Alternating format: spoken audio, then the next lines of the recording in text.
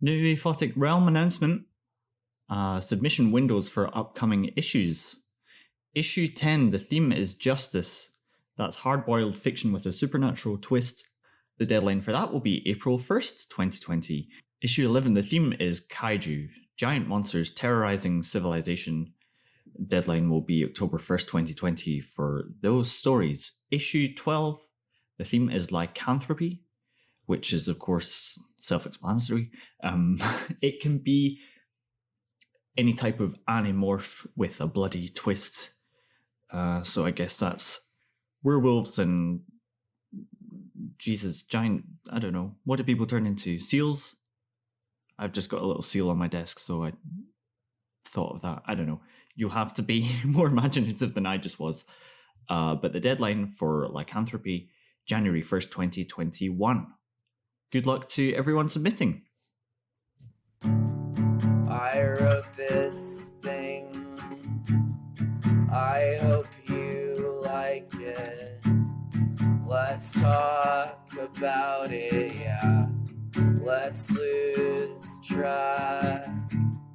Losing the Plot Podcast. Losing the Plot Podcast. Losing the Plot Podcast. Talking to Leo.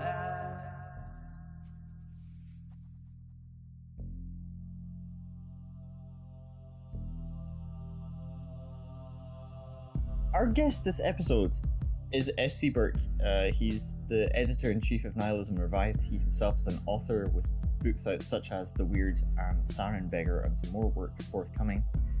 He's also a huge fan of Twin Peaks, as am I, and before our chat I had sent him this huge analysis video which I've put a link to in the description, and we were super keen to talk about that. So we had loads to talk about. We talked for a really long time. And but I hope you enjoy it. I hope it's interesting to you. Thank you as always for tuning into Losing the Plot. I don't know what to say if not tuning in, but I know nobody tunes into things anymore, but you get my point. Anyway, here is my chat with S.C. Burke. What's the latest? What have you been up to today? Well, today I've just been hanging out, expecting to talk to you. So, it's been a day waiting for Leo. Yeah, other than that, I've had a lazy day, but that's just because I got done releasing a book this week. So yeah, that's right. Tell me about it. Yeah, Mark Zerbel's Cyberpunk Zombie Jihad, fantastic collection. Very, very. It's on the surface, it comes off very, very bizarro, straight to the root. But once you get in, it gets a little bit deeper and Burroughsian and really weird, and I love it. It was a really cool project to work on. Right off the bat, it just presented so many ideas right from the get-go. From Mark, he had a lot of ideas. Just presented with the whole book and everything, so it made life easy on this end. But nonetheless, it was a lot of hard work to get it together, and yeah, so it was good to see it out there in the wild. Is it a book that's been a long time in the making? It's like a collection of stories from over some time. I would say so for sure. Yeah, definitely for Mark on his end. Because I would say he presented the manuscript to me and the whole idea, and it wasn't fully fleshed out in terms of. I think he had like one or two stories that he was still, trying to shape out when he presented it to me. But it was probably around a year ago, maybe a little bit less than a year. So, and he'd been working on it for far, far longer than that. So I think, it's definitely got some time put into it on both ends. This year's been a really busy year, sort of double tapping books out every, the last half of the year. Yeah, I'd say for the last 6 months I've been putting out two books every month at least. So yeah, before that we had Sam Richards, which was one that was really long time in the making. I want to say a little bit over a year when he asked me about putting that collection together. And then for him, he had been putting those stories together for much, much longer. And just like Mark, he had a vision. I've been working with a lot of visionaries who've come forward presenting just all these ideas that make life easy in terms of design, book covers, all that stuff, editing, just a lot of solid stuff coming this year. And who was the other one? Dev Sims. Yeah, he recently just had one come out, a nice little poetry book. He's great at flash poetry, so he's one that I'm always excited, and he's a local friend. So is someone you've met in the real world? Yeah, he's from Salt Lake City, where I'm from. We met at a reading. Actually, I went to a reading, and the spots had filled up, and he just, at the time, the Weird had just come out, and I felt, and with the Weird being somewhat of an aggressive read, or an aggressive book, I felt the audience would probably rather hear this individual speak than me. So I said, you know what, let this guy take my spot, and we got to talking afterwards. He read some fantastic pieces, some really bleak and humorous at the same time.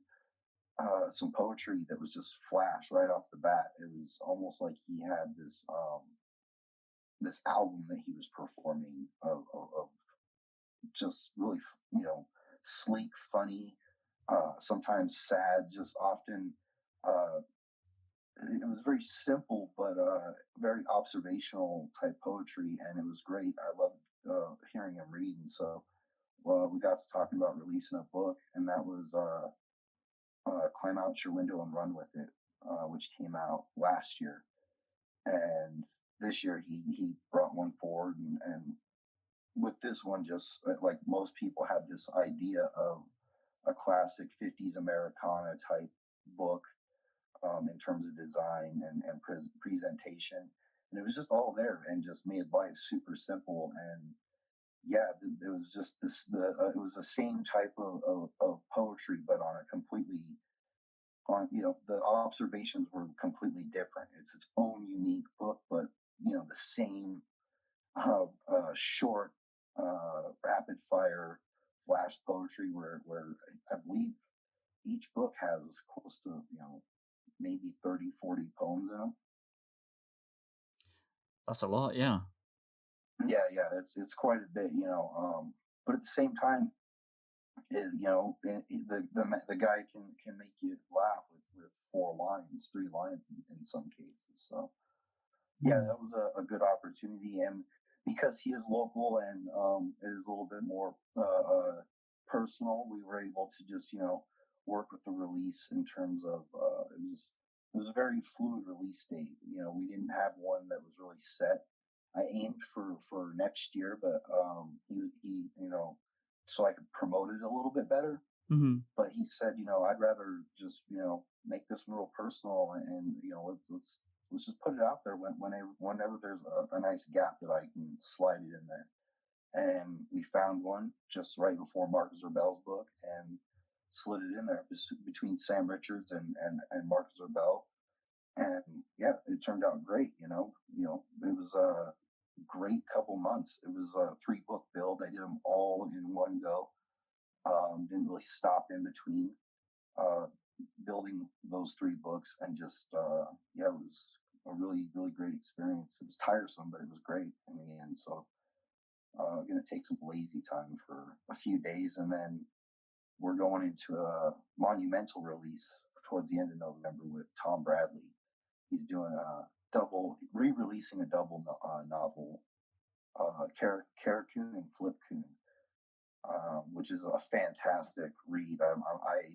I don't want to give too many spoilers or speak too much on it, because it's just such a fantastic presentation of a book that I think it'll have its own smoke signal when once it starts promoting. So that's wild. But how are you managing to work so hard to get these books out? This is really fast. Just nonstop. I haven't quit putting together books this entire year. Well, I don't want to say this entire year. The first half, I took a break, uh, did some writing for myself, setting up a release for next year, and then towards the end of the year, I just got a lot of opportunities that rolled in. And after the experience of last year, we did quite a few releases last year. So after that experience, I felt like I was kind of like a well-oiled machine, ready to take on these book builds and do what's proper by these artists. And as well as I've sort of opened up to working with other people on cover designs or cover artwork, and where before I was really played everything really close to the chest. Sam Richards is a great example. I was falling off creatively myself. I was just not. I was having a hard time building designs creatively, and just struggling. And so we turned to another cover artist, Don Noble, and got exactly what was necessary for the book, and no holdbacks. And so having those opportunities to have other artists sort of pitch things and throw things in has been sort of helpful in especially those time consuming areas like design and stuff like that. Formatting a book is all about, it's become really easy in terms of just getting in tune with what the writer wants, talking to them, or filling out where their work's going, and just sort of following that rhythm and flow. And more often than not, it ends up being a successful book build right out the gate, and which has been fantastic. I haven't had too much issue with following it with a lot of the book builds this year. Nice. I imagine that this is drawing a lot more attention towards Nihilism Revised. Yeah, it's growing exponentially. Next year has had quite a few submissions, and I've already got a really cool lineup heading into next year.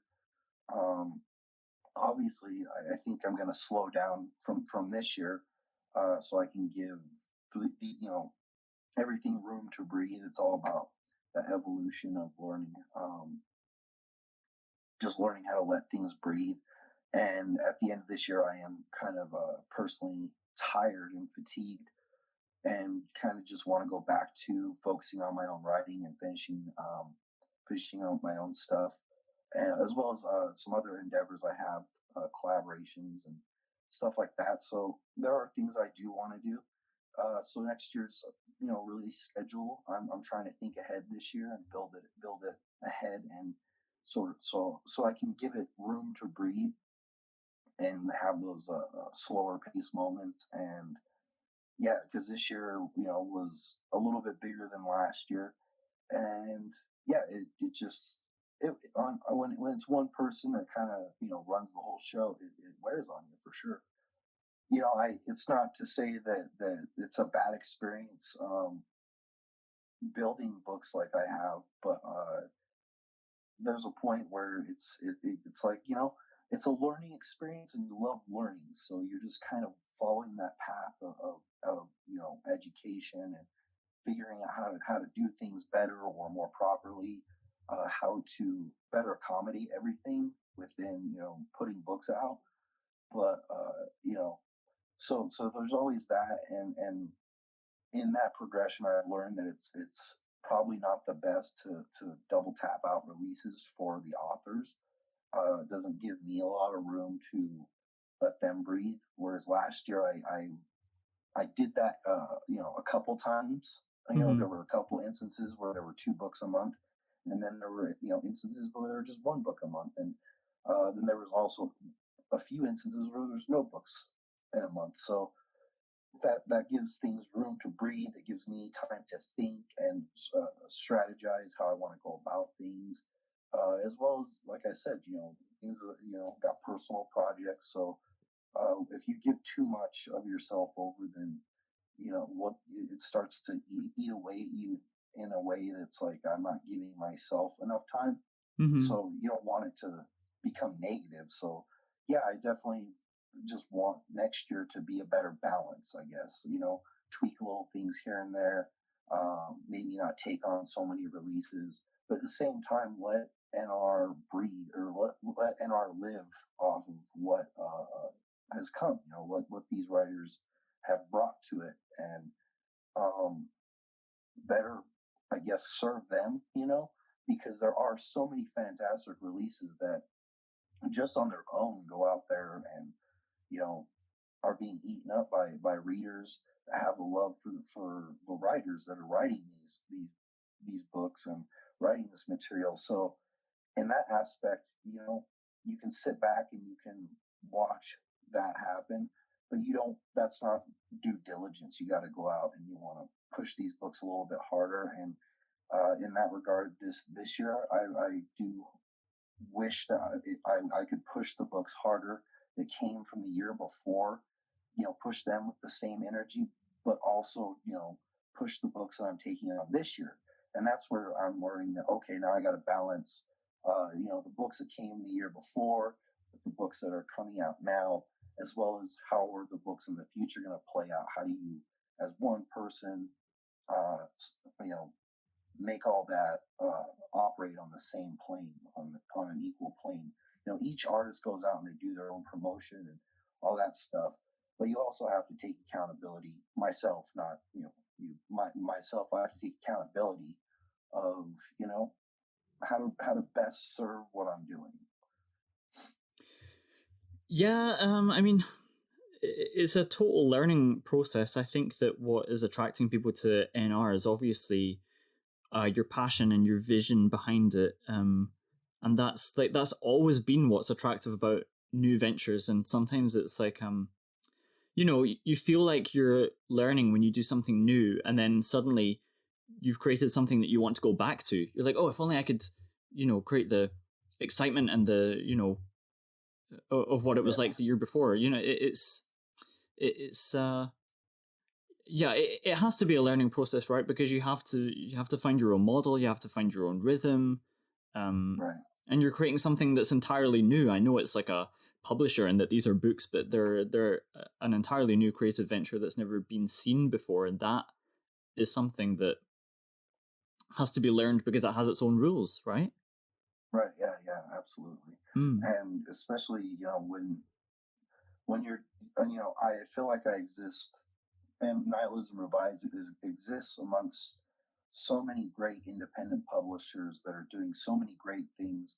So you want to live up to that. You want to be, you don't want to copy anybody. You want to be your own thing, but you also want to be the type of publisher that serves your writers well. You don't want to undercut anybody. You don't want to be lazy about it. So, like I said, and the point to the point that you made, everything's got to, go forward. Everything's got to educate yourself forward and how to, better manage things so that everybody sort of, is getting what they deserve, so that each one of those releases can be independent, individual, unique, and nothing becomes stagnated or boring. That's one thing that I've always been afraid of, is getting too stagnant or boring. That's why I love exploring genres when publishing. I don't ever want to sit on one thing. I'm always interested to see what's out there. Mm-hmm. And that's why, people have, when talking to certain artists, they're surprised that I do poetry as well as, other things. It's because I guess there's a certain, I don't want to say, what's the word? It's just like a certain zeitgeist that feels like there has to be publishing houses for poetry pieces only, and somebody's looking for that. And I don't know, I just like the idea that a publishing platform can do anything they want to. And by and large, I do see that across all these great publishers that are independent and, existing in the underground. They do a lot of everything. And that's kind of what helped me inform the decision of, like, yeah, why not, do that? Why not, when I was just getting into things and I didn't know what I was doing, I was just a writer with a platform, and trying to inform my own path. You do look at what other people are doing and how to help not only operate on that level, but to help push it to new evolutions, to new heights. So yeah, it's like, every time, every time now that I'm on a level where I feel NR is recognized amongst a lot of great, publishers and writers and artists. We've worked with a lot of great people. And now that we're on that certain level, it's like, I can be proud of those things. And then at the same time, when you see a publisher do something new and different, it excites you because, there's a constant evolution. And like you said, the learning process everyone's going through is at the same time, their own learning process, of course, but it's just blossoming into so many different exciting ventures for all sorts of writers to really latch on to and take the opportunity and run with it, because everyone's doing something different, everyone's pushing that ceiling, so why not participate in trying to throw it as high as you can as well. And that's how I feel. Like I want to push I want to push it to the stars. Do you feel like you're getting better this year at like accepting help? Yeah. Especially when a book needs it. Like I said, there's been a lot of almost every book that every artist that stepped up has a very unique vision. Even if they turn it over to me for a design, or I have to turn to another artist for a design, or even if like in with Ira Rat, he had his own book design, and this whole this whole idea of wanting to do this old school pocketbook idea, which to me was great because that's where I started my own publishing ventures, my own writing ventures, was Eight Cancer in a pocketbook form. So and I had another similar experience with Donald Armfield and his story collection, Walking After Midnight, where just this idea I made, off the cuff on the side on the weekend. I made this pocketbook version of his release, and it ended up being really cool. And later down the line, Ira Rat, referred back to that pocketbook and said, I want to do something similar. And I have all, here's the artwork, and it's not very big to do it like a normal size book. It'd be a really slim chapbook type book. But I feel if we put it in a pocketbook, it could be a really nice collection, and be really rad, old school punk rock, throw it in the back of your pocket, carry it around with you type book. And to me, it appealed right away, instantly. And then the artwork he brought forth was even more it was beautiful. So everything came together. And there was a little trouble with Amazon, where at one point in time they would let a pocketbook be built and put out through them under certain guidelines, but I guess that's changed. So we just, made a quick pivot, put it out through Lulu, and now it's sitting pretty, and it's a great book. It was awesome to go back and, apply new school methods to old school ideologies. What I also like about what's happening with Nihilism Revised is that you're growing a unique community. Oh, absolutely. Yeah, and every person that's a part of that community is connected to their own community and their own venture. And I've noticed everybody really is working in a web together. They're really interconnected to where a lot of the releases that I've done recently have had a lot of similar names attached to the thanks or to the dedications, or a lot of people have been, Emma Johnson has been a great contributor to a lot of these books that I've been releasing. I've been seeing, she's been helping these people edit their books and pushing ideas and stuff like that. there's other people. I just that was a quick example, but Mm-hmm.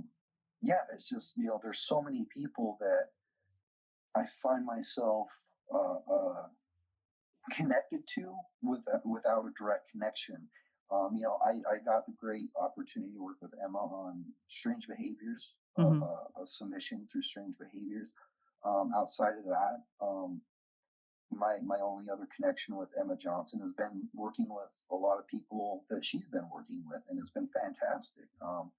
And Jordan Crowell, there's been a lot of writers that I've worked with that have originated from Dynatox and his hard work, and so and again, I got to work with him, during Strange Behaviors, and so it's really cool. This tight knit community.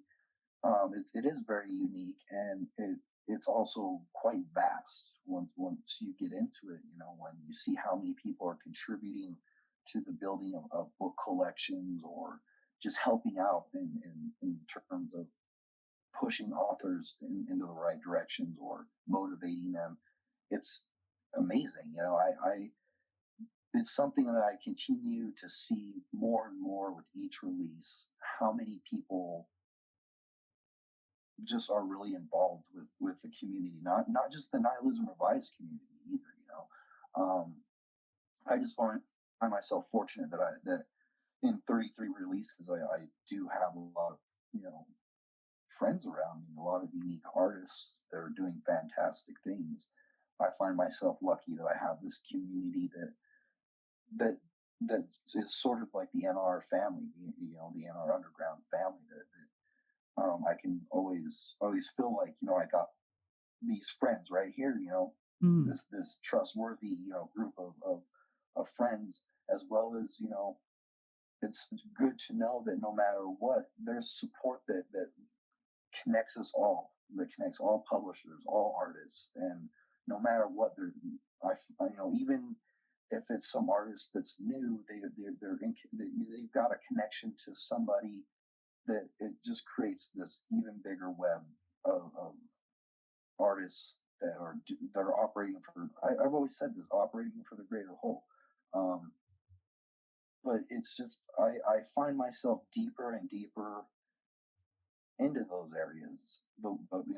We're still pretty young, Nihilism Revised, so it's still you're still getting to know people and getting to know your place and learning how to assimilate best. Nihilism Revised hasn't been to any big conventions and stuff, and a lot of artists that I've worked with have really motivated that idea of, why doesn't Nihilism Revised take a convention table? We'll all get together and make it happen. And so that's really awesome to finally have those opportunities where you can really branch out a little bit more, just as an individual for myself. I've always been the kind of person who would never be part of a club that would have me as a member, and I kind of feel like Nihilism Revised is that club. It's a club for people. That's awesome to hear. Because I feel the same way. Like I was always that kid who always wanted that cool club. I always wanted that club to. But I never was, and so it's awesome because that's how I kind of feel like that way too. Like I get to play around with cool kids. Mm-hmm. I've never felt like I've really gotten to play with the cool kids, and getting to mess around with all these cool artists. That's what I do feel like I'm playing with the cool kids now. That's a lovely way to look at it. So I was just taking some notes while you were talking, and I just realized I've read a lot of Nihilism Revised books actually. Like Tapia's book. Oh God, yes. I love Manuel. We've had a long relationship since the beginning of NR, the beginning of his ventures possibly. I don't know how deep they went into his past, but I do know we both kind of like moved out at the same time, publisher wise, and even putting out books. It was a great exchange. We started out just sending each other stuff. I sent him some pins and stickers. He took to a convention, and he sent me some Hindered Soul stuff. I think when I ordered Sugar Skulls, but yeah, it was just a great exchange of reading each other's books and supporting each other as a press. Just these small presses that were run, single-handedly. And so yeah, it started out a long time ago, and we'd always talked about working together and putting out a book. And yeah, he's just stepped forward. Unfortunately, Hindered Souls went under last year. I don't want to say went under as much as he let it go for his personal family and all that stuff. So I don't want to undercut it, but yeah. But right after that, he submitted this intense and amazing piece that was culturally relevant, socially informed, but at the same time had this story that was, to me, it felt like a man was taking on the gods. And so, and that's very much the subject matter of the book is Eden, and it's very sexualized, it's very perverse, but it has a great message. And he really, he really puts a punctuation on that message in his author's note at the end of it.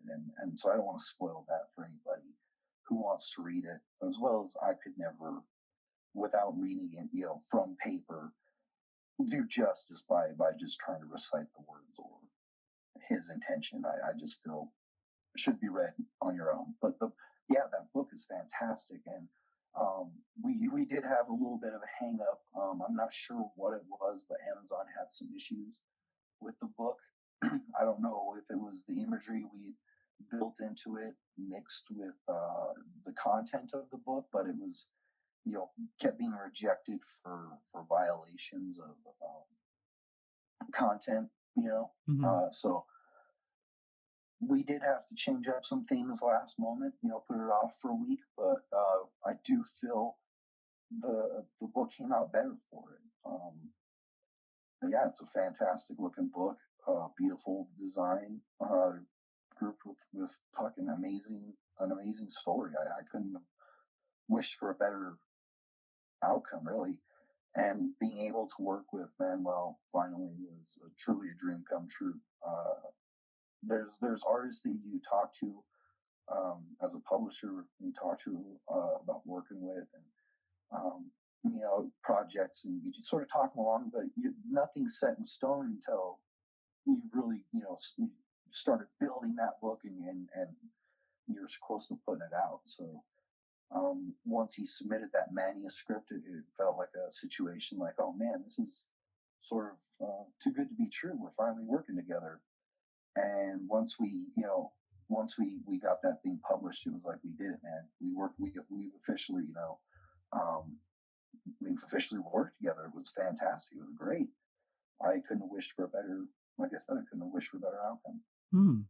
I mean, he's also a really lovely guy. Like, I think, especially in a marketplace like this, everyone, you would like to think that you would be recognized for your greatness, but if you're also like just a lovely person to work with, then wow, you've beat out so much of the competition, and you've really increased your chances of getting something done. Yeah, he's a fantastic person. Just as an individual, he's so, like you said, he's a kind-hearted person, and he's really got just a great soul to him. And anytime I talk to him, he feels like family. It feels like we've known each other for so much longer than we have. And yeah, he really just is a great character, and he's done so much for so many people, as well as just what his writing should do so much for people who read his books, who read his words. That particular release, not to be biased towards it, I just feel like he really put himself out there. His two previous books are fantastic. They're phenomenal. I don't want to, like I said, I don't want to be biased because NR released this book. I just feel really fortunate that this piece had so much put into it. And he sort of said, this is this might be my last release for a little bit. You know, I got some personal stuff happening in my life. Might be my last release for a little bit. So and it felt like he put some extra some extra heart and soul into it to show for that, to make up for that. You know, if I'm going to be gone for a little bit, remember me on this, because it is quite a memorable book. It is one that, so I still, you know, I still think about quite often, even after release, just the content of it. It's been, I don't know how many years since the weird, 2 or 3 years. I mean, I did put out Sarenberg, but that was a collection. That material existed. Mm-hmm. It wasn't any, you know, I didn't have to write new material for it. So I don't really count that as an actual, you know, effort. So it's, you know, I've been working hard on books, but it's at the same time been a few years, and it starts to really kind of pain the soul a little bit, to not release, or, you know, because writing is a release itself. So to not be able to have that, you know, and or to let it sort of put it on ice for a little bit. I couldn't imagine making that conscious decision to say, I'm going to hang it up for a minute, and take care of life, and come back when I'm ready, because I've just been a person that's struggling to sort of find the right story, to find the right book that really I connect to, find that release, so I can, you know, get that release. And so, as someone who's actively, you know, trying to fill in the gaps between the years, I couldn't imagine making the decision. So I don't know. I didn't dig too deep into, like, you know, why are you deciding to take a break or hang it up, because I know that can sort of be a touchy subject for a person. And so during the process of making the book, you know, we discussed, you know, it was brought up in conversation. But I felt, you know, if we're making this book and you're getting ready to take a potential long-term hiatus, but nonetheless a hiatus, let's focus on the positivity of the creation and building of this book, and let's not focus on, you know, what's eating away, or what in your personal life is making you want to take a hiatus. You know, I didn't want to shroud any of it with any type of negativity. So at the time, I just left the subject, and didn't want to dig at it, you know, on a personal level. Like I said, I just wanted to sort of really connect on a creative level, and hope that this sort of release provokes that creative energy to sort of shorten that hiatus for whatever reason it may be. Yeah. Tell me about your own writing. How is it going? Pretty good, actually. As I said, I've been struggling for a while to find a story that I can connect to and fulfill pages. You know, fulfill the story within the pages, and do it proper to who I am as an artist, and come from a place that means something. And, you know, I've been wavering across several projects, and almost had one done, and kind of had a writer. Like I said, I went through a little bit of a creative block, or creative crisis. And so I just sort of left it, and sort of just let my brain clear up a little bit, and sort of had creative meditations around what do I want to do? What do I want to do as a human? And what I wanted to do was tell a story that I've always wanted to tell. But tell it like an actual narrative story, not any experimental nonsense, or what could be seen as nonsense. Not an ambiguity that comes from the experimentalism that you know was in the weird. Not the stream of consciousness from It Cancer, but an actual solid narrative. Not necessarily, I don't want to say linear, but just a solid narrative, a story, a full-bodied story. And I've been sitting on this idea of creating a character that is, I've written a lot of characters that may be seen as, dark characters, sort of anti-heroes maybe, but in the Weird, I painted the audience as they were the main character, and so I wanted to sort of tell a story of a character, these characters that were sort of white characters in a dark place, and a survivalist story, sort of set set in a time or a place, almost like a western where it's very stripped down,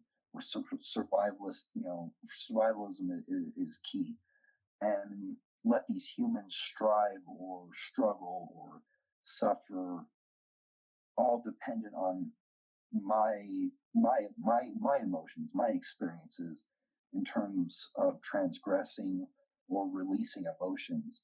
And so I sort of built this story around two characters that are struggling through this sort of dead land and trying to reach a place of rescue, of salvation in a dark world. And so, yeah, I've just been, playing around with that idea, and I latched onto a story real quick, and without really explaining anything outside of those sort of widened ideas I just gave out, I found a story that just hit, and everything came together from beginning to end. The whole plot element or rhythms, everything just came together right, almost in a singular vision. It just hit, and it just had to find the words and started assimilating the words, structuring the words, building sequences and scenes that really felt like they made an impact. So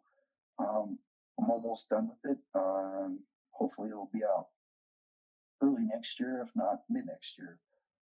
So yeah, there's personally, I feel like I finally hit a point where I got, that release again, where, like I said, the Weird was quite, it was hard to get over that or live up to it, or, mentally to me, I felt like I was living in the shadow of the Weird for the longest time. Or maybe I wasn't done with it, but sort of after putting the collection of Sarenberger with all the experimental extras that I had just worked on over the years, it almost felt like a nice period to the end of that road, that experimental road. And now it was time to sort of find that new path to take, to evolve myself as a writer and learn how to tell better stories, just for myself, to entertain myself even. Well, you raise an interesting point, because a truly experimental writer would stop experimenting in the same way. I would hope so. Yeah, I would hope so. Because you experiment for a reason. You experiment for results.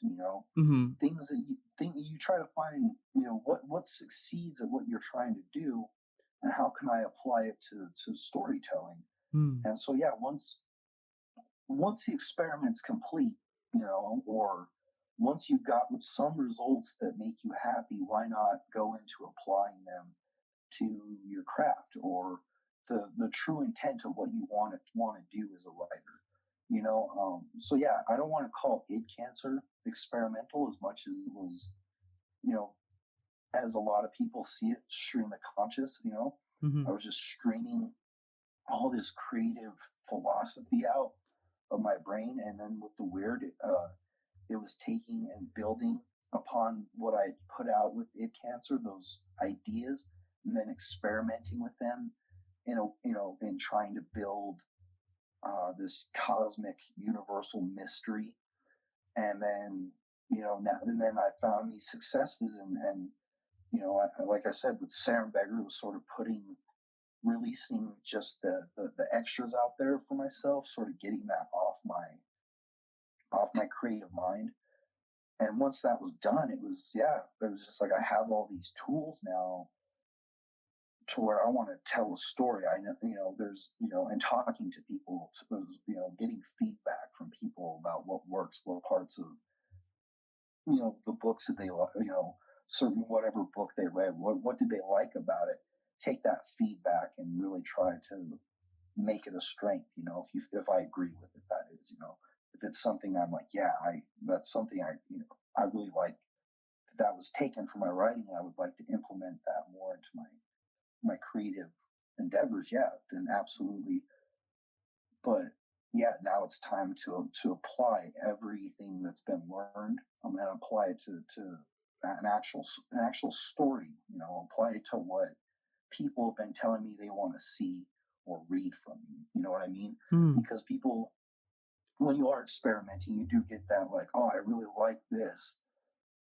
I wish you would just tell a story like that. You know, there'll be one fragment or one little piece, and people will really like it, and they'll want more of that. And so, there's elements where I'm like, yeah, I would like to do more of that. So that's where I just, you know, I took that time, you know, and sort of just meditated with the stars, meditated with the universe to see what I really wanted to symbiotically connect myself to. And it was just right there under my nose. It's just this story that I've been wanting to tell, like I said, for a long time. Now I have the tools to tell it in a way I think could be really effective, and really just healthy for me, as well as I think people will dig reading it. I think it's a story that when you step back, you say, okay, if I put this out for an audience, will readers enjoy this? Yeah, I think they will. You know, I think it's an experience that will turn away a lot of people, per usual to my type of writing. But at the same time, the people who do like my stuff and want to see more of certain things, yes, there's an actual story and a narrative, and it does play on, you know, a lot of things I like to play with. Sounds great. It sounds like you're still finding time for your own creativity then. Yeah, absolutely. And on the other hand, it's not a project that's gone too deep, but currently also working on trying to. I've always wanted to put out a graphic novel, write a graphic novel, put out a full story graphic novel. And fortunately, I've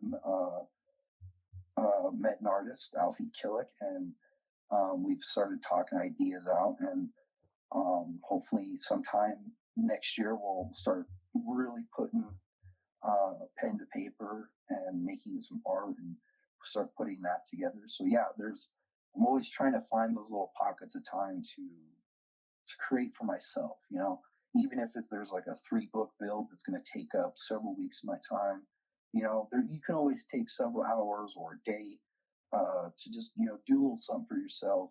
If not, take fucking take a few moments at night to think about creative endeavors, to gestate a little bit.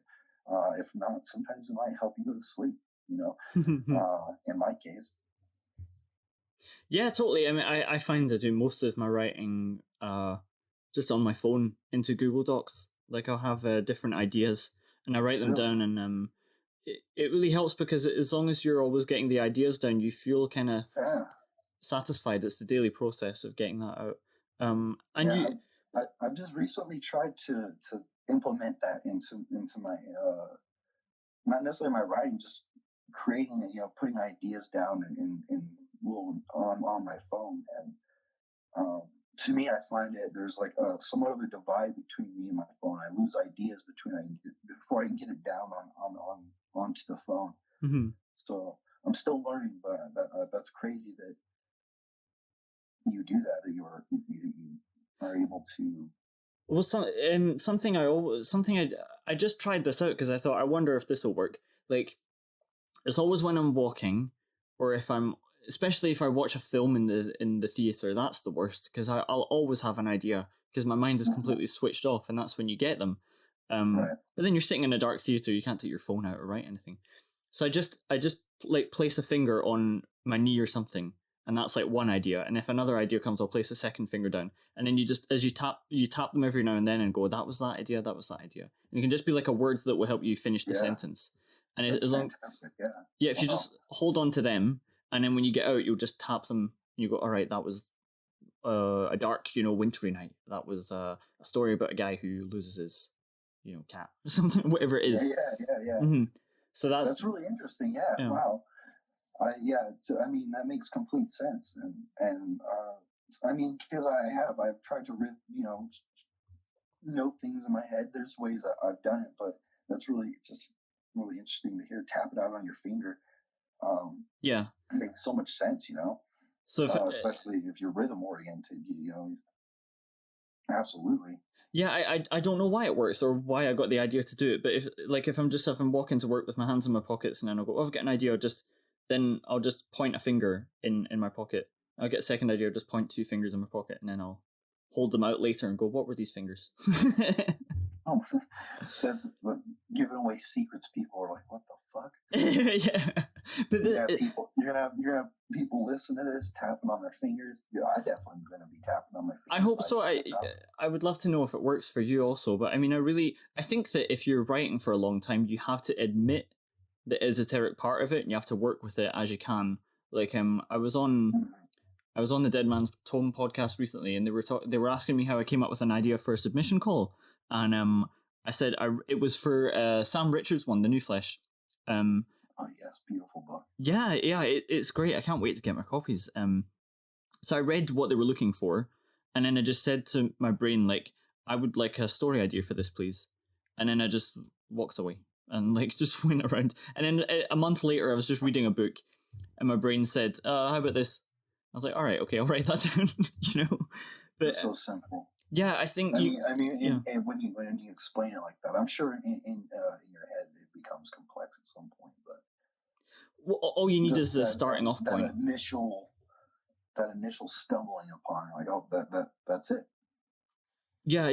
All you need is the initial idea, and then you just flesh it out from there. So. Yeah, definitely. Yeah, I've definitely had those moments where you have that core idea, or that idea to start it all, that is gonna, right there, there's a path there, and you start digging away at it, and before you know it, you've got this beautiful structure that you've carved out, And like you say, the longer you leave it, the better it gets, for sure. The longer it's in your head, even if you're not even necessarily doing anything with it. Like right. maybe you're working on a different story, as I'm often writing several short stories. And then you just kind of go, God, I'm really looking forward to finding out what happens when I start writing that one. Yeah, and that's it too. That's kind of how I have it as well. Is it starts out like these, starts out with 3 or 4 short stories that start to build and build and build. And you're like, well, that's not a short story anymore. And and then eventually one of them it latches, it just clicks into place, and it has that relationship with you where it's just like, oh, well, I'm here now. And you hold its hand and you walk with it as far as possible. And like I said, I was working on a book that I've been working on for a long time, and had it right up into the end where that hand holding sort of fell apart, disconnected. And I don't know what happened, but I felt forcing that connection again was probably not the best, So that's why I went that's why I took that break and said, okay, what's next? What do I really want to do? Because I'm sick of this jumping back and forth after 2 years between several stories that have built themselves to near novels, if not novellas. You got this thing either way that's like begging to be finished, and then you do start to ponder what happens, what's down that road, what's at the end of that path, and it starts to eat away. Okay, well, you can think on each project and go, wow, okay. And like I said, then there was just one that was just there, it was like that dog in the window where you're looking at all the animals, you're looking at all the puppies, but there's that one that's just been staring at you the whole time. And saying, take me home. You see it, and you're like, oh man, you're the one. What the fuck am I doing? I've been staring at everything, and you've been here the whole time. And so I picked that dog up and I decided to take it home. And I really, like I said, I really think it's going to be something. I really think it's going to be something great. Oh, that's great. Yeah, it's that's the thing about writing out all the ideas is you're automatically screening to find a story that's going to be better than several other ideas that you've had before you've even started to write something, which I think is I don't think it's something I always did. I think I always when I started I was always scared that it didn't seem like I ever had enough ideas. But maybe that was just something I was telling myself, because now I have enough. I could easily have no more ideas and still have enough to write forever. So Right. I don't know where that comes I from. think there's also early on, it feels like there's not a lot of ideas early on in, you know, like before I wrote my first book, I felt like I didn't have a lot of ideas, but I realized that I did. It's just I jammed all these ideas into one lump summed idea. Mm-hmm. That I realized, oh, I need to refine this thing. And once you start refining it, you start pulling your ideas out of it. And you're like, yeah, that doesn't belong there. That's completely different. That's completely different. Mm. And then the more you write, the more ideas you find yourself having, to the point where, I mean, maybe one story could create like 5 novel ideas, or 5 different short story ideas once you've refined out, the things that don't belong, but they're still strong enough to have their own spirit and voice that you can go, yeah, I could do something with that. Yeah, I think my fear earlier, especially I think writing short stories because they're so kind of exposed, it was just I wanted it to be constant new ideas. Like if you're going to get to the next sentence, I'm going to give you something new. But then yeah, sometimes you just kind of, you're like, that idea needs its own paragraph to really expand fully, to let it live and, fill out the complete thing that you're trying to put there. And also when you realize that, like, whatever is making you curious about these ideas laying down is what you're supposed to write. That's like a lovely, I don't think I always knew that either, is that like whatever path you're following, like sometimes I go, oh, I'm writing a lot here. Am I going off the course? It's like, no, this is what you're supposed to write. Yeah, that's I'm glad you bring that point up, because before I started really, immersing myself into my writing, I would read books and I would wonder, how does someone, or even when I was younger, you just read and you ponder, you see the overall plots and the overall story arcs and all that stuff, but you wonder how does this filler come about? There's interesting filler here, and where does it come from? And it does. It just comes from that curiosity, that exploration process of just writing. You're just writing these words, and they're just coming out. They're coming out to the point where you kind of sometimes have to go back and edit things out. You're like, oh wow, and then you start to understand that's how books operated. And to me, that was I thought that was one of the coolest points in writing in the writing process. And I'm sure it'll happen many more times, because you never stop learning when you're creating. But one of those moments was early on when you go, oh yeah, that's that filler material that I always read in books and wondered, how did they come up with that? They got to be so creative to just come up with that. And it's like, you're just in the throes of creation, and these things just come out, and you're left there to sometimes structure them to be a little bit better. But it's all, there's, like you said, you often ponder, am I going off the beaten path here? Where am I at? But that's one of the best things, is when you've explored yourself to the point where you have to stop and sort of walk yourself back and go, okay, have I written myself off, too far out there? Or, you really have to, okay, wow, what did I do here? I mean, I've always thought that good stories are discoveries, right? They're not a collection of stuff that the writer already knew that they're just putting out to somebody else. And in order to discover, you have to do some digging, and then you're like, all right. So at the moment, I've got a story. This is really typical for me. I'm rewriting a story that didn't manage to get published, and it's now, I think, 4 times the length it was. Like, it was 2,000 words. I've expanded it up to 8,000. It'll probably land about half that, but I'm just like letting characters talk to one another and see what is interesting about the relationship. Like, I understand them really well, and I understand what's really interesting about the particular dilemma I've put them in. what I don't know is what part of that is the story, and I don't know like how I don't know like the beginning, middle, and end of that. I've just got like a whole mess of ideas, but that's great. There's like a piece of where you're just constantly exploring and digging, and it's like the more time you get with it, and the more you know these characters, the more time you have to let them just do their thing, almost like an experiential piece, you know. Yeah, less of a plot laid out story, but just like you're there to experience what this ride is, you know. This one is like it's like emails back and forth between two characters who haven't talked in a long time, and they have like a whole lifetime to discuss, of course, and like I have to discover what they think about like the people they have in common in life, and like what they think about one another, and that can just go on endlessly. Like those links between characters can go on forever. Yeah, and sure. And then there's the problem of like creating like a back and forth epistolary narrative through emails, which I don't think I've ever done that before, and that's fine. I think that you know, classes exist for stuff like that, like how to write an epistolary story and whatever. But whatever, you're not writing this one. You can't help me with it. Nobody can. You know, I think exactly. It's like the funny thing is because I don't think I'll ever see myself in a position where I'm like asking for money to teach people things. So I thankfully never have to pretend that I think that's possible. Even if it's something, even if it's something like tips, like how to write a story in that kind of structure, even if it's something that seems so technical, I still just don't think it can be done. I think I read similar stories I could find in that structure, and I was like, let's see if my brain picked up anything from that. Okay, back to the story. That's it, you know.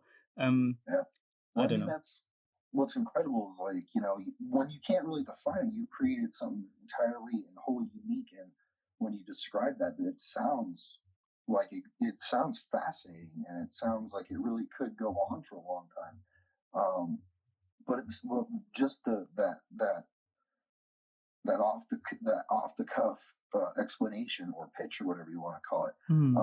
It's very right there when you said it. I was like, oh man, that's a really cool idea. Like that is a really cool idea to just set up a format that lets characters really just explore, you know, through dialogue. Really, like you said, and it could go on for forever. And you know, I really think there's something really cool there that really offers a unique take, or at least a unique read to others, you know, to really, you know, I guess just participate in that, you know, because like you said, it's not something that like like you can just say it's not a classic story of this or carries these plot elements.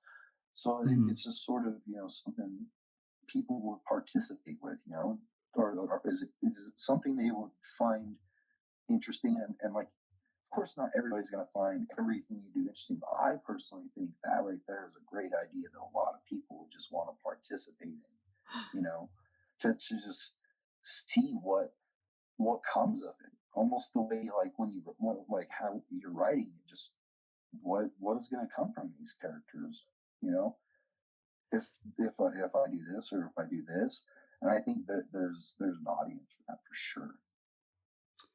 Wow, you're so encouraging. Well, thank you so much. No, that's very kind of you to be so encouraging. I mean, it really is. I mean, it's almost like I don't want to knock you down, but it's almost like a godsend that it's been rejected to let you have this time with it. And like you said, it went from this many words to it almost doubled, and it's just like it seems like this time you're allowed with it is allowing you quite a lucrative experience in creating and making something that's just wholly unique to you as an artist, something that nobody, like you said there, you might be able to find, you know, something where somebody does maybe something similar or in that vein, maybe a little bit, but it's still something that's just you. Only you can write it, only you can make it, and it's a product of just you. Yeah. Because I know roughly who these characters are. I know who they are in my life, and I know why I'm having this kind of dialogue with them. And that's what's so rewarding about it for me. But of course, if I want this to translate to other people, later on, I'll need to kind of find what was the part that was the story and what was just the personal part I was putting in there to understand what it is I'm trying to get out of the process of writing this. I think as I go on writing, I'm happier and happier to, as it sounds like you are as well, happier to accommodate readers and to really like help them out and give them something that they can relate to, rather than going like, look at all this clever stuff I know, or look at this interesting experience I had. It's more like, do you ever feel like this, or do you want to talk about this? You know, Right. It's more like trying to relate to people, and I think it's rewarding. I think it comes from also like when I started writing. I don't know how it was for you, but I wanted to just kind of document myself and the people I knew around me and try and capture them and spread their influence in ways that they couldn't do just as people, as like alive people walking around. It's not possible to do. Right. And it also doesn't seem to be the point.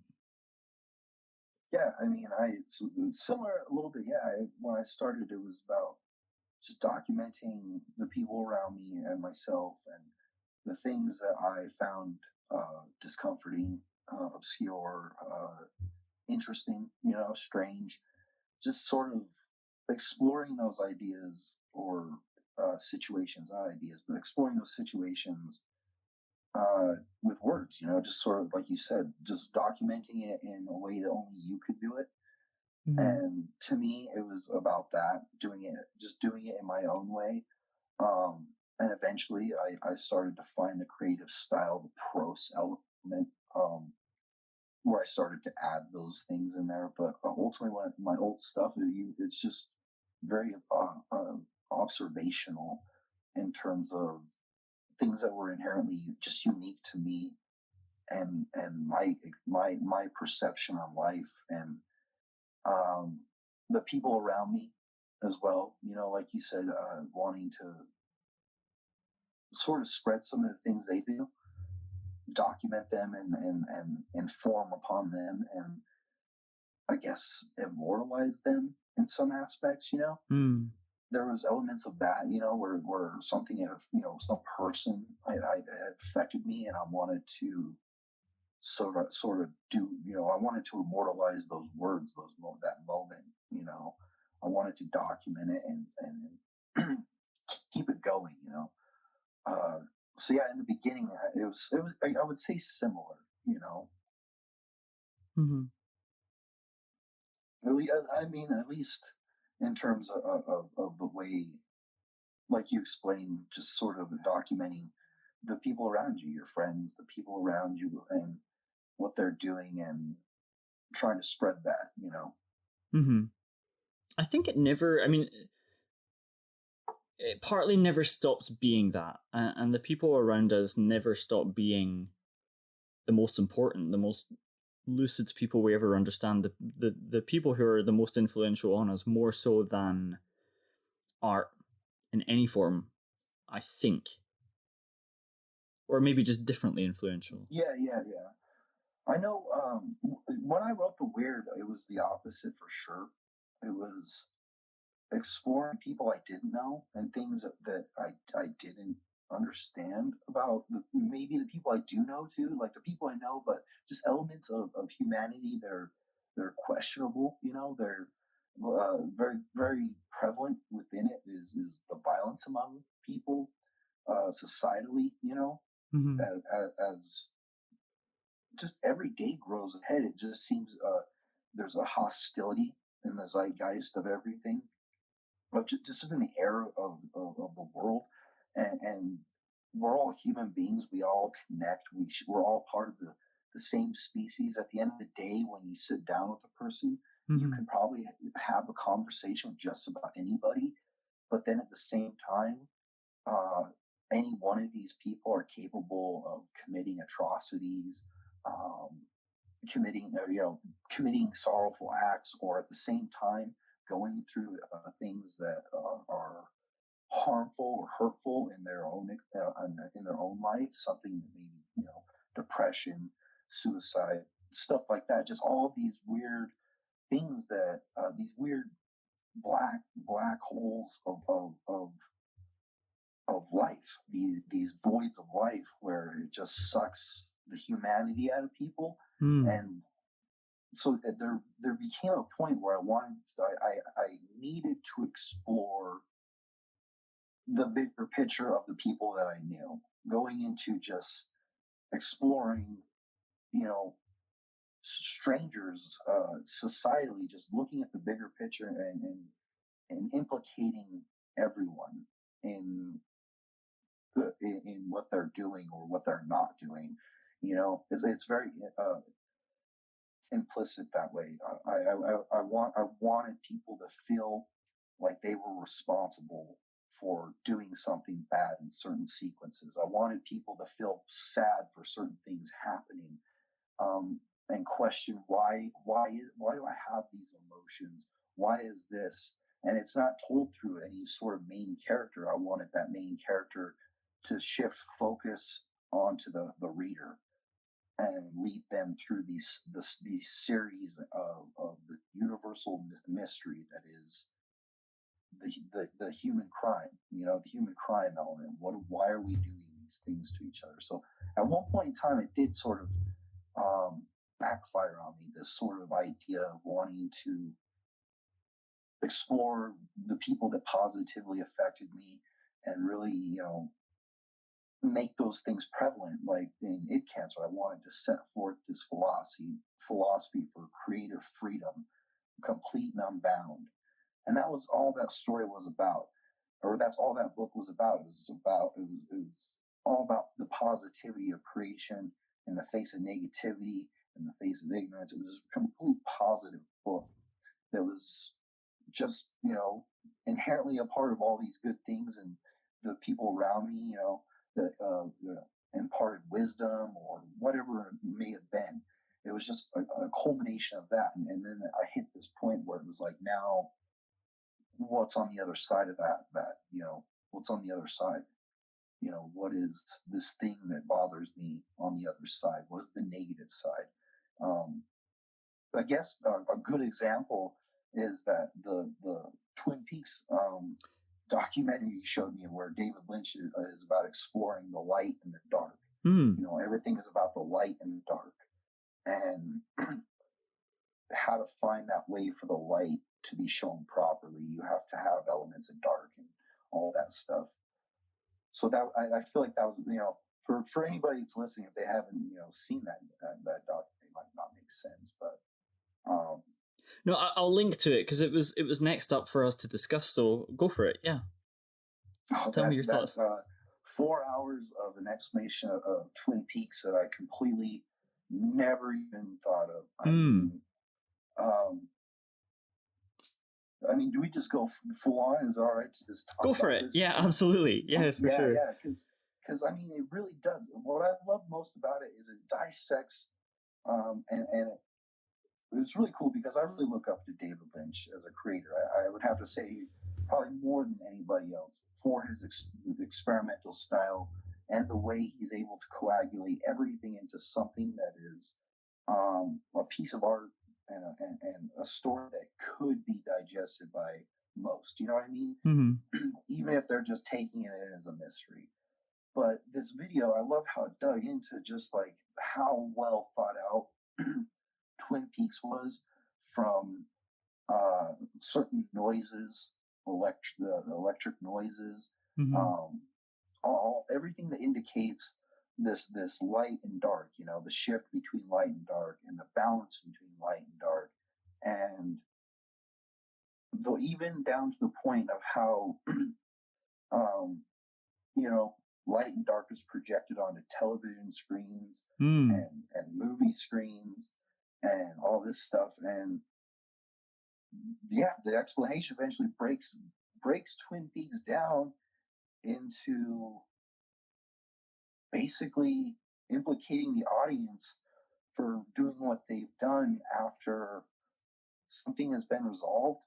You know what I mean? Yeah. It starts to say that the meaning of Twin Peaks is, at one point in time, television is the ultimate evil, and film is the ultimate good, Mm-hmm. and the we, the audience, are basically creating this mystery. You know what I mean? I mean, you saw it, right? Yeah. So, I think the thing I take away from it, what's so interesting, is that the process of Twin Peaks, the show, between seasons, becomes a commentary on how it is being reacted to by people. yes, And because it's a product for them, and so how the audience tends to react to it becomes part of the story, because it's like a metafictional piece in a way I hadn't really understood. exactly. Yes. The way characters are stand-in for an audience, and it's so strange. I don't understand, like when you get to the return, which I think is my favorite of them, because it was just I can't 100%. yeah I can't believe how many storylines threaded back together. Like, it just Exactly. every new episode, Yes. it was like presenting new characters. I was like, this is insane. Is it just like Mind-boggling? Yes. yeah? But then it all links up to say, like, why are we even here? You guys said you didn't want this, and the meaning has been completely blown apart by how it was handled as well. Yeah. Exactly. It's what do they say? It's like Mr. C is there. He knows he's there, and about to be caught in the Black Lodge in the beginning, which is why he creates a new mystery for the audience for the season. Mhm. To encapsulate the audience, he creates this new mystery within Cooper's doppelganger, the family man. Yeah. And that's this new mystery for us to unravel, because we've always wanted this as an audience ever since Twin Peaks has left. We've wanted this sort of mystery, and so he's going to give us a mystery while also deconstructing, like you said, very metaphysically deconstructing what it is that we ultimately keep begging for, but also don't want. That resolution. Mm-hmm. They alluding that we want resolution, but at the same time don't want resolution, and which I thought was great, because especially with the way it ended, it really doesn't need any more. Like the video alludes to the fact that we could have just ended this after the episode "Who Killed Laura Palmer?" after the resolution. We could have just ended there. Because it was already ruined by that point. It was already the darkness had already been put upon it, as David Lynch said. Yeah, because and so they never wanted to reveal Laura Palmer. And once they did that, it's which is, I mean, they did fantastically, but you can see where I think everybody knows season 2 turns into this abomination right up until the last episode, where it's taken back by Lynch. And then, and to speak about favorites, I really love Firewalk with Me, the film. So the fact that he sort of usurped everything and went back and showed us this grittier, realistic nightmare world that Laura Palmer really lived in, I thought that was great. And then it just played into the tone and atmosphere that was in the return. But I just never. I mean, there's all those elements that are explained in terms of time loops and all these certain mysteries that are there. Like, I've always participated in those, but I never participated in the metaphysical factor that I was also implicit on. I was also,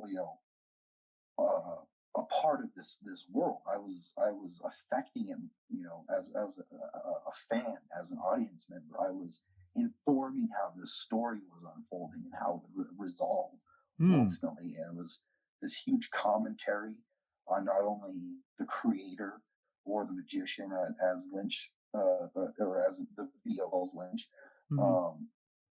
It just, it breaks down everything from his involvement to studio involvement to film studio involvement to our involvement and why there is a return. You know, that whole return is basically just implicating us as the dark energy. You know. Yeah, it's almost like it's created this amazing show that we're not worthy of. It's like, Yeah. Oh, absolutely. Yeah. I don't even know how we're worthy of David Lynch as a creator. Just I don't even, especially when they dig into the mechanics of, like, you know, and then the guy, the narrator says he knows. This man knows when they're talking about alternate currents, and you know, and then they would refer back to the unmade Lynch film, Ronnie Rocket, and how he's, you know, this guy who works with alternating. He works in a realm of alternating. Oh yeah, Yeah. So it's like he knows what he's doing. He knows very well what he's doing. Almost so much so that it's just crazy to think that it comes from a place of experimentalism, because the way he talks about it is as if he has no clue. He just follows these ideas, but the man is so well versed in tying his ideas to the story, and creating this thing, create all of his films. They're forms of experimentalism that are just there for you to digest. He creates a coherency with it. You know what I mean? That is almost unheard of. Like, you can explain it, but you can't. You know? Yeah, it's well, it's proof that experimentalism doesn't mean meaningless at all. It means almost a high. Yeah. It's like a type of resonance that it's like resonating with your subconscious. It's making you feel things you don't understand, possibly created by somebody who doesn't understand what they've made, but that you can't deny that it's happening. I mean, most people do, because it's very difficult to understand that that's what's happening. But I find it really impossible to believe that all the ways that it ties up in season 3, from a show filled with symbols from 25 years ago, it's just insane, the web, the way it all ties up. And also those there was that, I think it was like a DVD extra or something. It was like the log lady giving a bunch of clues to the audience. Yes. And they tie in and explain what those clues are.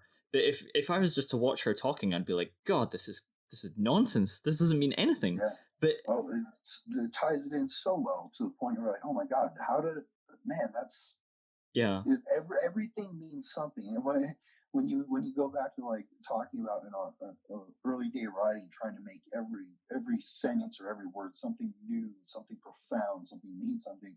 That's kind of like David Lynch does that. Like, every word and everything uttered in Twin Peaks has a meaning. Yeah. There isn't a book or anything out there that doesn't have a meaning, you know. And as they say, even the books that Robert Frost wrote, with their contradictions, were intended, because, like he said, if you go back and look through files and study newspapers, you get contradictions in history. So it's meant to be there to create the mystery even more. But there was a great metaphor for everything, which was the beginning of the season, or beginning of the return season, and there's the box, the empty box, which is, and there's just a person sitting there who's watching the box, and they talk about how that's basically Lynch explained, that's us, that's the audience right there. Yeah. And then there's this box that's empty, this empty box. We're all watching, waiting for something to happen, and that's basically his explanation of our relationship with television and even Twin Peaks. We're sitting here waiting, watching nothing, just waiting for the return, and that's what they say, Mr. C creates Dougie, so you have this mystery, but ultimately you don't get the return until the very, very end. And that's like, if you get the return at all. It's like a fake return. It's yeah. It's the happy end. It's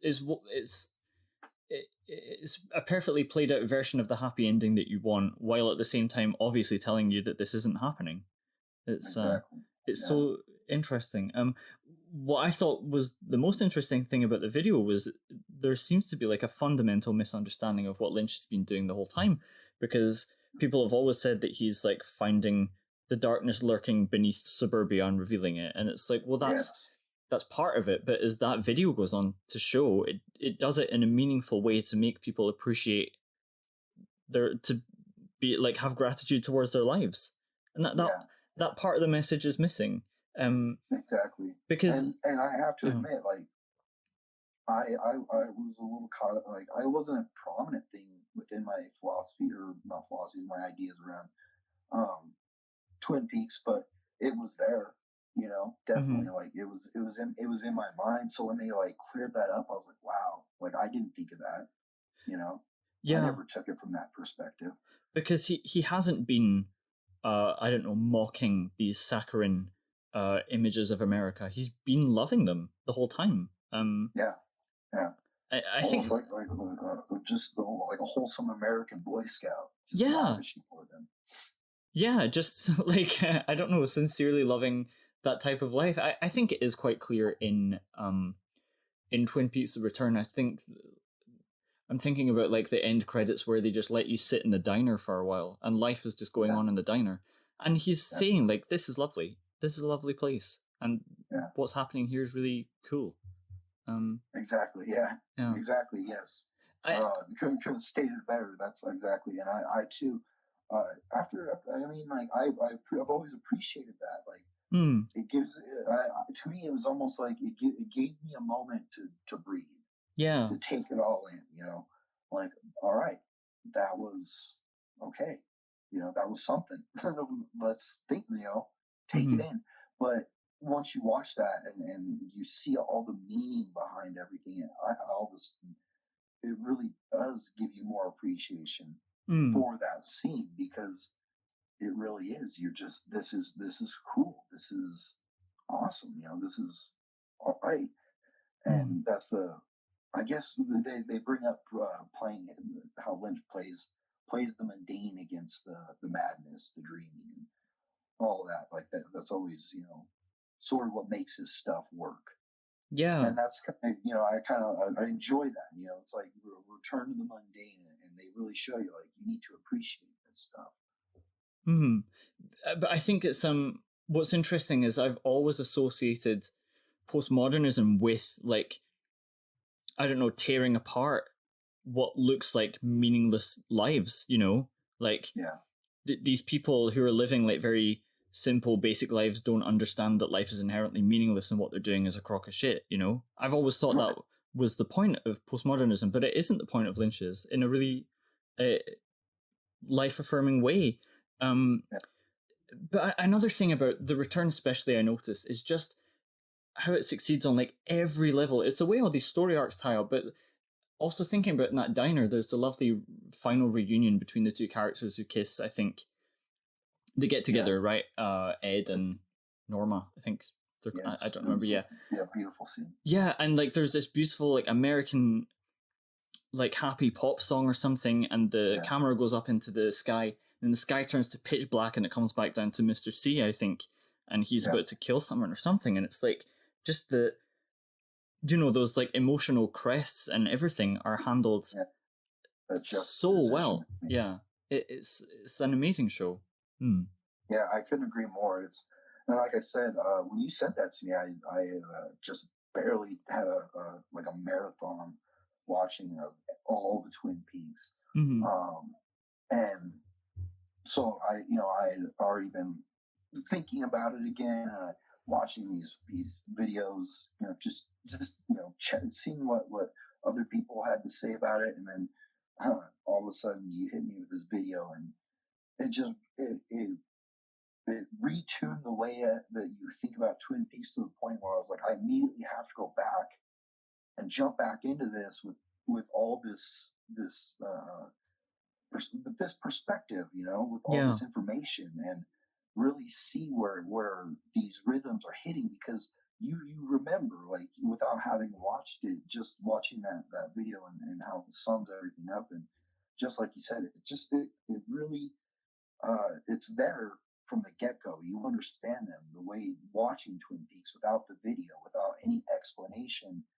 You know that there's, especially in the return, it's just like the return, like you said, it's so perfectly weaved together with all sorts of, like you said, just plot lines shooting all over the place, but yet they get wrapped in and resolved somehow. Mm. And they have a purpose, and there's something incredible about that. There's something, I don't know, I don't know. I guess you really have to be at the age of David Lynch with all this knowledge and experience and know how to weave such a story together, even down to the Judy factor. Mm. That, to me, like, when that video broke down the word Judy, Jaude, with the Chinese Mandarin Chinese word, oh man, it became something new, because I'd always taken Judy and Jaude as something, as the way the show kind of presented it, and all of a sudden, it's not all, but it isn't at all what it means. It actually has this more wholesome meaning, and that to me was like that was like the nail in the coffin for being able to weave something in so beautifully, something so minute, because I know for a fact I was like, who the fuck is Judy, for a long time. I was one who was like, who the fuck is Judy? What the hell is that? And even when the show explained it, I was like, okay. Didn't really understand it too much. I did as much as the show allowed you to. Mm-hmm. And then there was, I watched a few videos, it impressed a few perspectives on me. But then all of a sudden, this video is like, no, man, this whole thing's metaphysical, and it has a whole completely different meaning, which is basically to conclude all this, the word itself has the meaning is like to conclude, even if it's humorously to conclude, Yeah, I mean, I think I didn't know about it at all, and then I must have seen a video where they explained that, okay, the monster that's spraying out all these eggs, and one of them is Bob, is the mother of all this evil, so that's Judy. And I thought, I just kind of thought, oh, okay, that's what she is. She's that. I did see that one. That's exactly. I was like, okay, that makes sense. Yeah. I didn't know it meant more than that. Yeah. Yeah, that's how kind of I digested it as well for a while. I was like, yeah, okay, the mother of all evil. That makes for a very sinister plot, Mm-hmm. And to be honest, I like what that video impressed upon me. I really do like it. And I've seen a few people on Facebook that have watched it, and it's kind of a popular video for shining such a light on Twin Peaks, because it is the ultimate mystery. You know what I mean? Yeah. And I love how they kind of explain how it becomes that ultimate mystery. The way Lynch and Frost, but mostly Lynch had used a different way to build a mystery. By and large, you build a mystery chronologically. All great crime is built chronologically, and by the author, and then you pick and select certain scenes to sort of add red herrings, and then in the end, you get the whole chronological explanation. But Lynch sort of built this mystery around keys. He had certain keys that he sort of built inside this mystery, and then built it around it, and very experimentally so. But it was interesting to hear how he built this mystery, and basically alludes to how you create the ultimate mystery, the ultimate cosmic mystery. I think what's so inspirational is just how open he is to the process, because I think that he definitely was writing this stuff before he'd figured out why, like just kind of going, oh, I think I see a telephone pole there, and we're going to focus on the power lines. I don't know why, you write it out, and then you look back and go, oh, okay, that means that, you know. Obviously Yeah. it does. The telephone lines, especially, yeah. Mm-hmm. But Those had so much meaning, and to hear how much explanation came out of just the telephone poles was crazy, you know. But yeah, it is very interesting to see. You know, like I agree. This you know, I believe this was concocted to be something completely different within the confines of just Frost himself. Um, but then you add in Lynch, and who, like they say, would take on the lateral writing half, would take his subject matter and sort of add his own elements to the point you couldn't tell who's doing what. But at the same time, they, like, you know, like that video says, it's Twin Peaks is very visual. It's all dependent on director decisions, and so the ultimate creator would be Lynch. And I do believe that this thing was created not only with different intentions, but also I don't think it was intended to be, you know, as deep as it was, and then all of a sudden things started to align. You know what I mean? Like he said, you know, I found myself. It was like after he quit being a part of Twin Peaks for season 2, and then returned and made the movie and explained that he was, you know, he had a hard time leaving Twin Peaks and what it meant to him, and how all these things sort of took on meaning for him. So I definitely think that it started to add all of this stuff to it, you know, as time went along. You know, speaking, you know, like the story you were talking about, the more time you spent with it, the longer and more meaningful it gets. Yeah.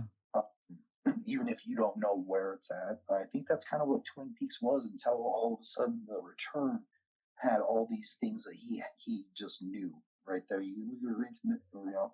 I want to say this. How I'm going to say it, we're going to experiment. And, you know, just like from the video that they show where he's pissed off because he doesn't have enough time to make it dreamy, you know. Oh, yeah. You know? That's great. So it just shows that, like, he has an idea, but he's going to experiment with how it's going to be told, how it's going to be presented. And maybe, and from behind the scenes, a lot of the characters don't know what the fuck they're doing, it seems like. And he's just like, just do this, all right? Just do this. And so it's like, you know, to find out that it comes from a place that's so well informed by all sorts of different aspects and elements of life was just insane. But at the same time, you can see, like, okay, well, David Lynch, his meditation phase, you know, when he started getting into meditation and all that stuff, like that starts to build more into the return than it was before. You know, all these different elements that were, you need that, like I said, you need that older Lynch where he's gone through those experiences to sort of have the master craftsmanship to build it to be so presentable.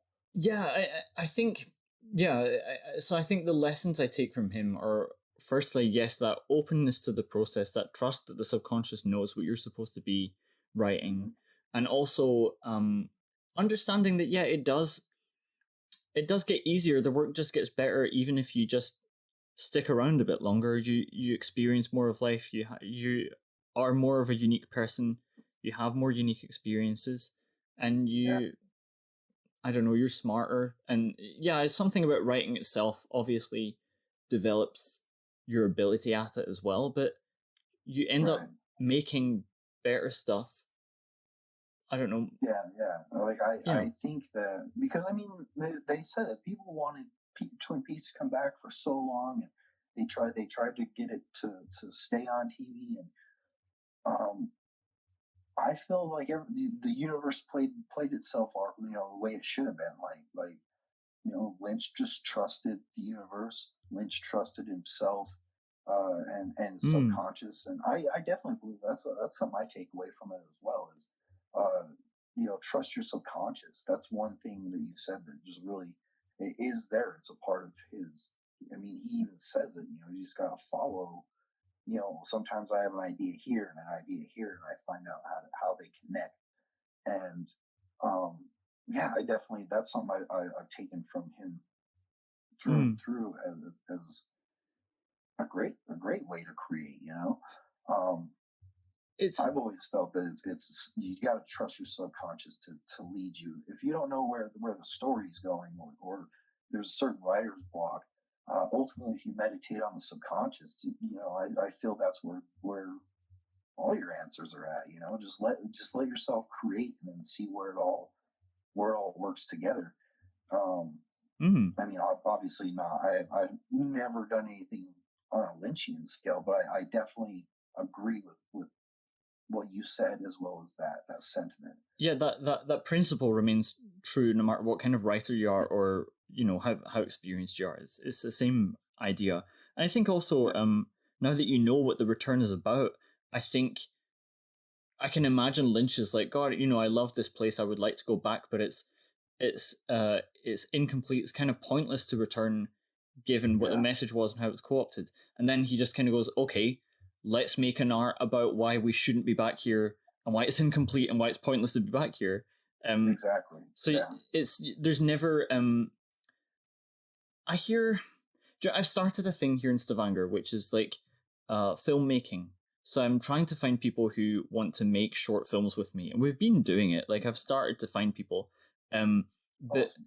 Yeah, but because it's a new creative, like first it was me being very afraid of it. Now I hear other people being very afraid of it, like people telling me to my face reasons why, like they can't do this, or they're unsure about it. The same reasons I was telling myself, and it's complete nonsense. There's no excuses why you can't make something. I think you have to kind of you should give up the idea that you're special for creating at all, because anyone can create. I think that you should hold on to the idea that you're special for the type of material that you create. But this notion that there are people who deserve to create and people who don't is bullshit. It's obviously bullshit. But the only reason I think it survives is because people want to tell themselves that, because they're scared to make something. To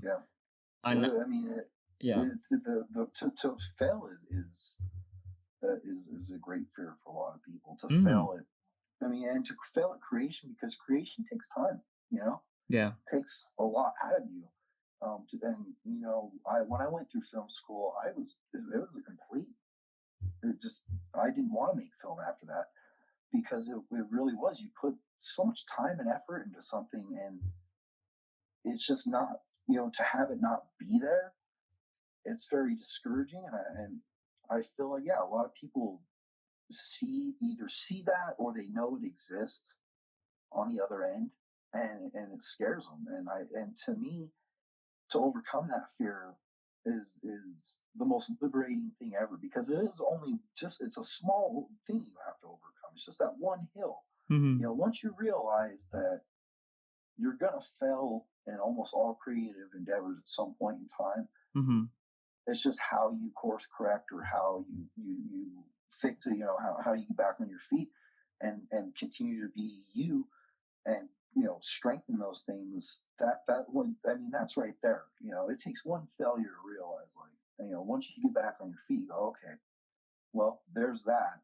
I know that feeling, and now I know how to go forth knowing that feeling is going to be there, and how to just like ignore it, pretty much, to the point that, I don't want to say that like failure isn't on my mind when I put out books or anything like that.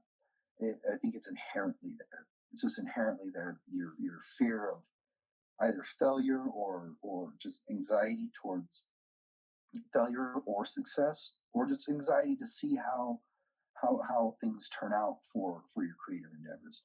It's all inherently there, but you can't let it dictate how you create, or why you're creating, or why you're not creating. So I definitely agree that there shouldn't be any notion that separates people who should be allowed to create or not be allowed. Everybody has the ability to create. Everybody has the ability to expand upon their own art or chosen art, and whatever it may be. It's just that ability to commit and say, okay, fuck the failure. It's gonna be there, but I love this so much that whatever, you know. If I fail, it's okay, man. Like it's probably one of a million things I'm gonna do that's gonna be failure, because I know as a writer,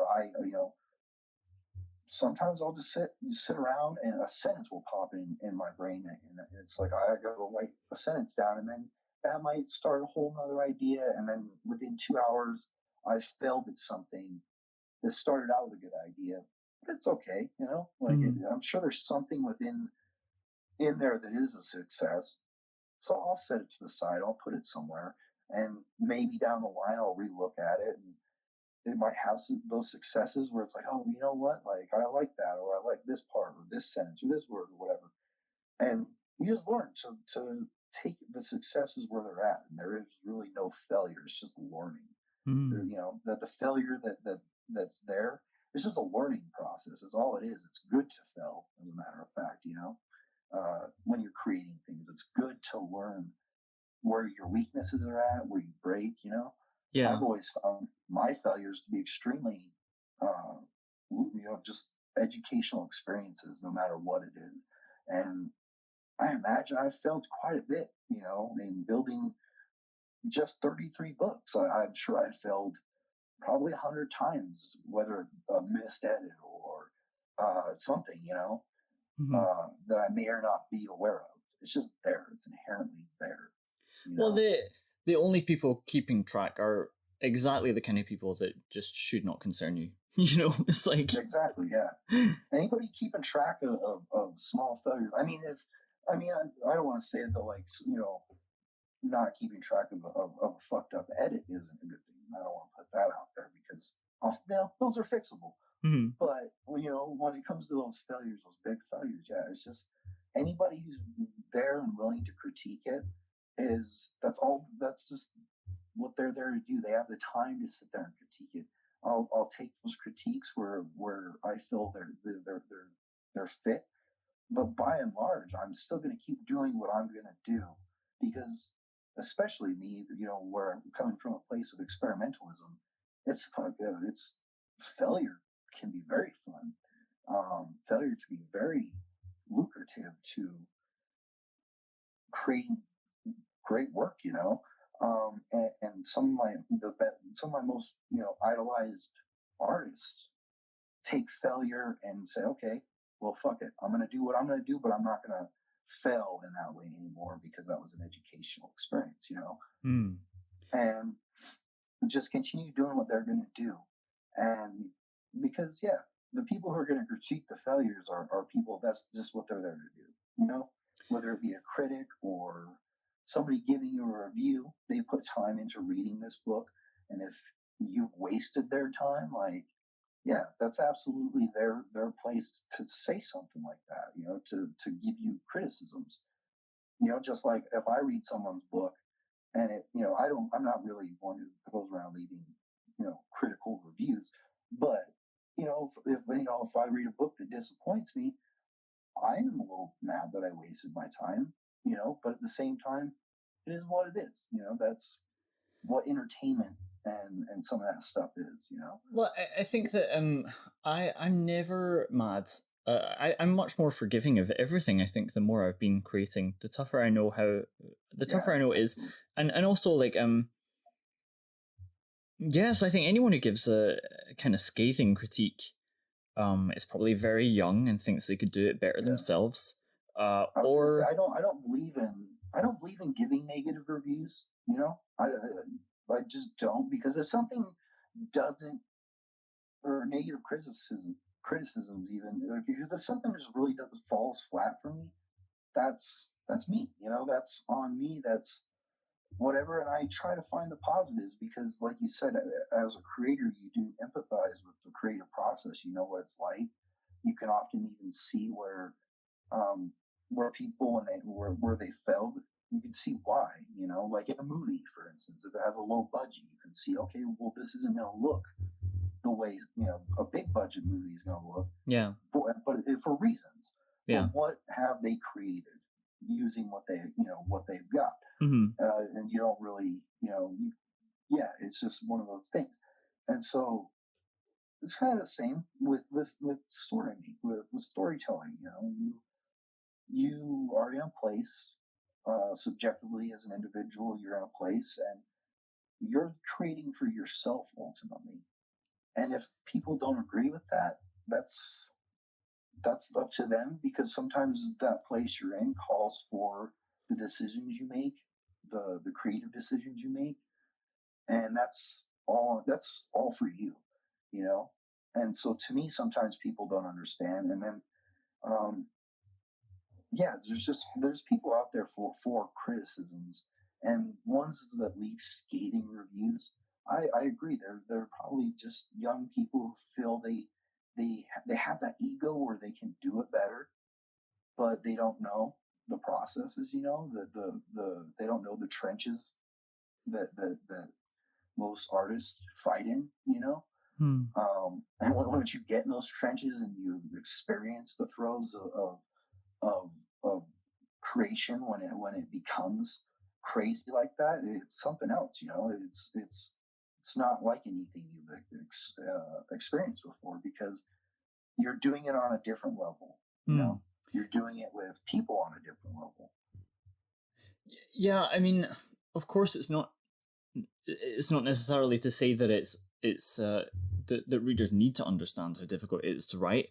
It's No. Primarily their job just to enjoy what you make. But I think also I found a kind way to say when I think somebody could do better, and I think it's as part of somebody who loves good writing and who has loved finding out that I have like more potential in me than I thought I could. When you get a story rejected, or when somebody points at something you did wrong, when you feel like you didn't do anything wrong, it's painful. But I think that as a result of getting over that pain and pushing yourself even further and discovering that you can go even further than you thought you could, that's the whole point. And I wouldn't want to deprive anyone from that if I genuinely think they could do a better job.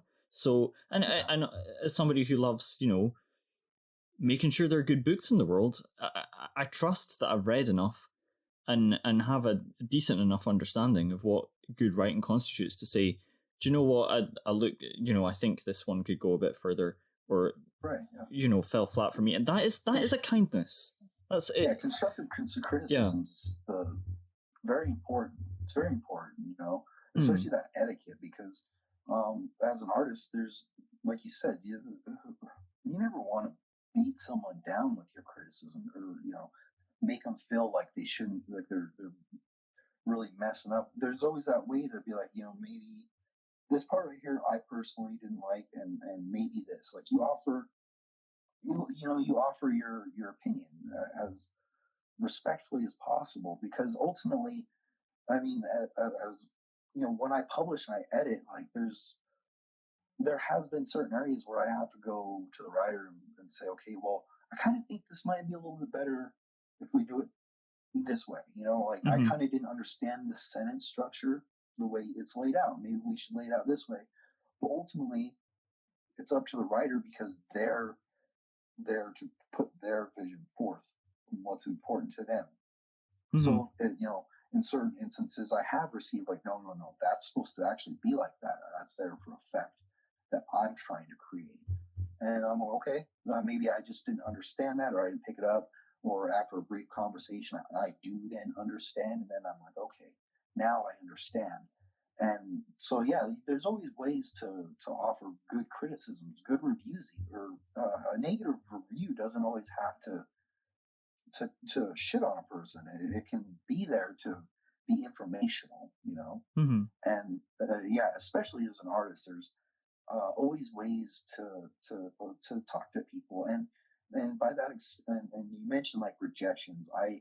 There were a few. I've never really rejected too many people that have confronted me with works, and I mean, I have rejected people on the grounds of I just don't feel like the relationship of working together is there. And that's something completely different. That's something in terms of protecting myself as a creative individual and what I'm doing. But that's it's completely something different. You know, a whole personal philosophy that I've learned after certain experiences. But by and large, I don't believe, like, if there's something that I like, but it contains something that I think can be fixed, or or there's one element holding me back, I'm gonna bring it up, and I'm gonna say, there's this that if I were to work with you, maybe we could make this stronger. And if not, it doesn't necessarily mean that we can't work together or anything. It just sort of helps inform me, like, what I am working with. If it's something that's just inherently needs a lot of work, needs a lot of growing up to do, a lot of maturing, you can tell a person that this piece, it needs some maturation to it, in my opinion. Maybe another publisher might feel different, but you can tell people in very, very constructive ways why it is you're rejecting them, and help them go forward going, oh, that's why I got rejected, instead of just, oh, rejection, But I feel fortunate enough that most of the people that cross my path, we're always able to find that place where it's just, we can work together. We can make things happen. Even if there's little hiccups, we can get over them. That's what I feel is I'm here to do. I'm not here to edit something to be different or to change a person's material, but I am here to sort of help, highlight where a book might be able to be better. But fortunately, I don't feel like I've done that too many times. Feel like, oh, okay, this whole part could be better. But I do have a lot of people that are understanding towards the things I suggest, and I try to do it as professionally as possible, and not only professionally, but just as a human being, as a co-creator, an artist. We're all in this together. At the end of the day, I'm not better than anyone. There's probably a lot of writers I work with that are far more educated, know far more than I do about anything. In fact, I know so because there's writers I've worked with that have educated me on things that I still use to this day. So I'm not any sort of anybody that's sort of a master of anything. At the end of the day, I'm still a writer trying to learn things just like any other writer, trying to find my experience just like any other writer. I'm still an artist just like most people I work with, so I try to empathize on that level. We're artists. Let's try and make art, And so when it comes down to that stuff, when I feel like I'm not a master, I do have a hard time saying, what about this, or that's wrong. I've never said that because nothing's wrong to me. There's no wrong way to write to me. There's nobody that's turning anything. And I've seen some weird shit where it has a prose of its own. It's really weird prose. Zach Ferguson had some really weird prose, and it wasn't up to me to go, that's not how you write, because there's no rules to that style. And what was written it made sense to me. It translated, and it translated well. So to say it's wrong would be wrong, even in the areas that I was like, I don't know what the hell's happening here. You just kind of got to trust the fact that if you knew what was happening in certain areas, that you're in the good hands of a writer who, when they say keep that, you keep it. But if you say, okay, maybe we can change that, and they go, you know what, I agree with you. Yeah, definitely. And then you just kind of keep it open, because it's so, to take it down a negative road, or to be negative on a criticism, it's so unnecessary. Yeah, I absolutely agree, and I think that's a great note for us to end on, because it's been such a lovely chat. Yeah, I'm glad we got to do this again. It's been a while since I've been out able to talk. I've been inside my hole or, you know, doing some medical studies. But yeah, I'm glad we were able to get together and converse again. I hope we get to do it again. So that was S.C. Burke, author of The Weird and Siren Beggar and Id Cancer, editor-in-chief of Nihilism Revised. So much great work coming out from Nihilism Revised right now. I hope you will check it out. As always, if you are a reader, a writer, an editor, and you want to come on the show, or you're just a listener and you want to say hi, you know, for whatever reason you might have to get in touch with me, you can always do so using losingtheplotpodcast@gmail.com, and I look forward to hearing from you. But that's all from me for now, so until next episode, bye bye.